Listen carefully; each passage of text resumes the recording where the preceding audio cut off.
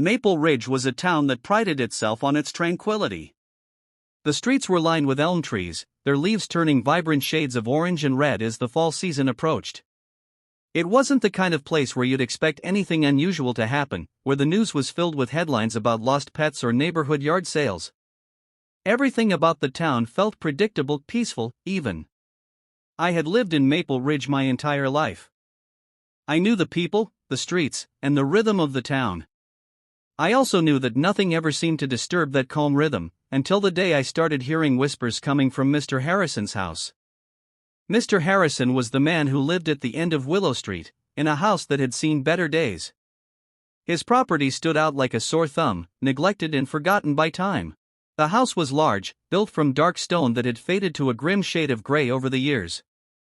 Ivy covered most of the exterior, so thick that it almost seemed like a living organism, creeping over windows, doors, and down the walls like fingers trying to hold the house hostage. The roof was sagging, a result of years of neglect, yet the house still stood. It was as if the structure itself had a story to tell, if only someone cared to listen. I had always been intrigued by Mr. Harrison, even though he was an enigma to most people. He had lived there for as long as I could remember, though no one seemed to know much about his past. He rarely left his home, and when he did, it was for quick, purposeful errands, always in a hurry, never stopping to chat. He wore a long coat, even in the hottest summer days, and his pale face and dark eyes made him seem otherworldly, like someone who didn't quite belong to this time or place. It began on an ordinary Wednesday night. I had just finished dinner when I noticed the first faint sound. I was sitting on the couch, reading a book when it reached me, a low hum, like a voice carried on the wind. It wasn't loud enough to make out the words, but it was there, just at the edge of my hearing. I glanced out the window, wondering if the source of the sound was coming from somewhere else in the neighborhood, but everything looked normal. The street was empty, save for the streetlights casting long shadows across the pavement. I tried to ignore it, attributing it to the wind or perhaps the rustling of trees outside. But as the days passed, the sounds grew louder. There were nights when I lay awake, straining to listen, and I could hear faint murmurs from Mr. Harrison's house. The voices were soft, barely audible, but they were undeniably there, like whispers carried through walls. They sounded like conversation, though I couldn't make out any of the words. I had no real reason to be concerned, but something about the situation felt off. My gut told me that something was wrong, and I couldn't shake the feeling that Mr. Harrison knew something I didn't. My obsession with the whispers grew, and I found myself walking past his house more often than usual. I'd pretend to walk Max, my dog, but I couldn't stop myself from glancing up at his windows, wondering if anyone was home, wondering if anyone else could hear what I was hearing. One evening, as dusk fell over the town, I decided to take a closer look. I told myself it was just my imagination running wild, but something told me there was more to the story. I tied Max's leash around my wrist and started down the street toward the house at the end. My heart beat faster with each step I took, though I couldn't explain why. There was something almost magnetic about that house, as if it was pulling me in against my will. When I reached the iron gate that led to Mr. Harrison's property, I hesitated. The house loomed before me, dark and silent, as though it were holding its breath. I could almost feel the weight of its history pressing down on me, a heavy, ancient presence. I peered through the wrought iron fence, squinting toward the front door, half expecting Mr. Harrison to step outside and catch me spying. But the house remained still, as though it were frozen in time. I stood there for several minutes, unsure of what to do next.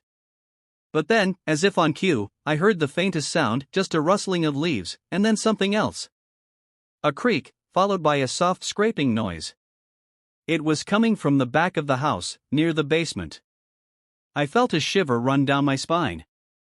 Against my better judgment, I moved closer to the side of the house, keeping to the shadows.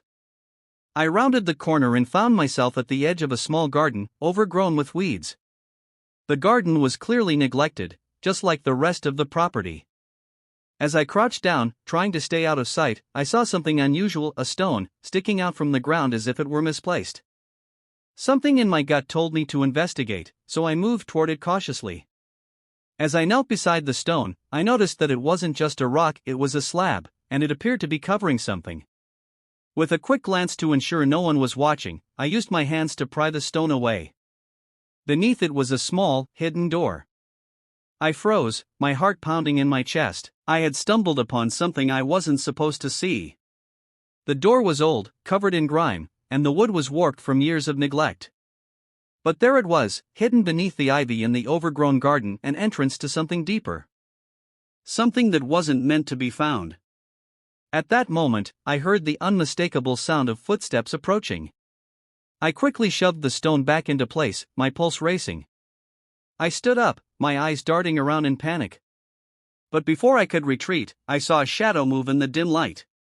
Mr. Harrison. He had come outside, walking toward the back of the house as if he knew exactly what I had been doing. My breath caught in my throat as I stood frozen, hoping he hadn't noticed me. He stopped when he saw me. "Samuel," he said softly, his voice low but not unkind. "What brings you here?" I tried to force a smile, but it came out as a nervous twitch. I was just walking Max, and I thought I'd check the garden." He studied me for a moment, and I could see the slight crease in his brow. There was a flicker of something in his eyes, a warning, perhaps. But then, just as quickly as it appeared, it was gone. "You should be careful, Samuel. Some things are better left undisturbed." I didn't know what to say. The air between us felt thick with unspoken words, heavy with secrets. As I turned to leave, I glanced one last time at the spot where the stone had been. It seemed like a lifetime ago, but I knew I couldn't ignore what I had discovered. Whatever was hidden beneath that stone, it was no accident. Mr. Harrison's warning echoed in my mind, some things are better left undisturbed. Something told me that I had already crossed a line, one that would lead me into a mystery far darker than I could imagine.